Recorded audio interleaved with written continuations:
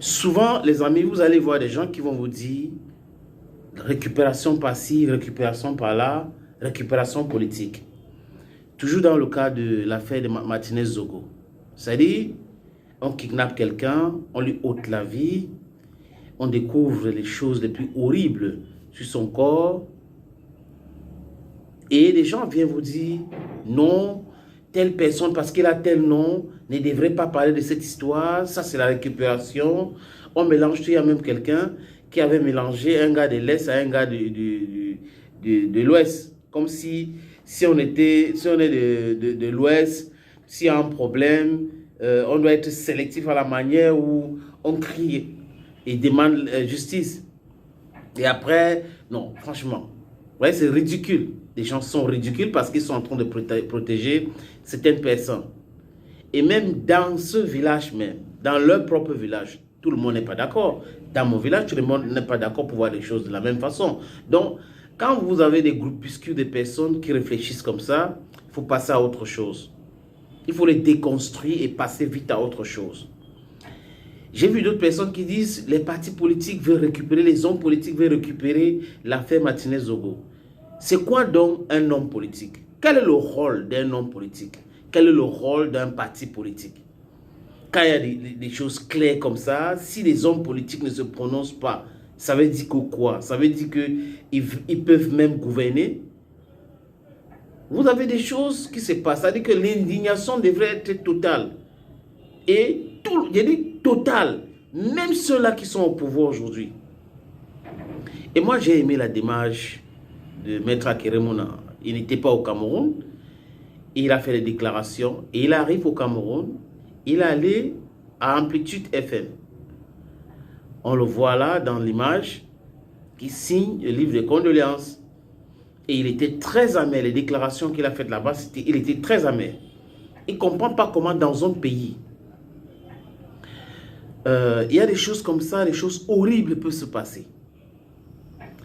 D'abord, il a dénoncé la corruption que Glencoe a fait en ce qui concerne l'hydrocarbure au Cameroun.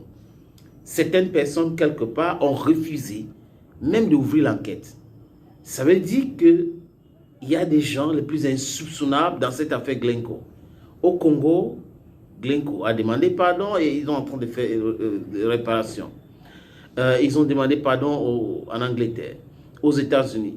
Mais au Cameroun, pas d'enquête. On ne dit rien sur l'affaire Glencoe. Et j'ai dit, le bâtonnier Akeremouna a le droit de s'énerver. Et ça énerve beaucoup de personnes. C'est-à-dire qu'on a des gens qui, parce qu'ils ont occupé un poste, ou ils occupent un poste, décident de devenir plus riches qu'un pays. Et les autres doivent rester et applaudir.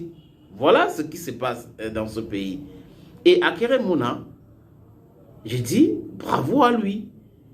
Parce qu'il parle de l'impunité.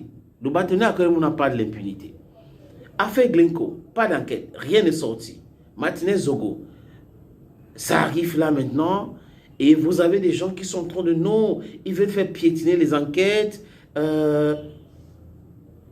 Non, ce n'est pas normal.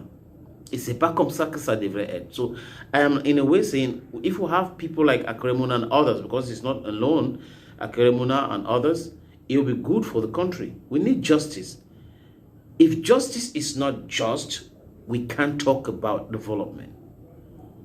If you find a country where they have relegated justice to the second plan, then mafia and barbarism will be the order of the day. The country will transform into jungle. We know a lot of jungles in this world. There are countries like that. So slowly but surely, some people want to transform Cameroon into a jungle. That's why they will send lists of people they want to do this and that. And then people will just stay there and nobody will say a word. We need a strong judicial system. The justice system should be very just. With that, they can regulate the society. So, Barrister Akeremouna, kudos to your elbows. Continue. God bless you. Bye-bye.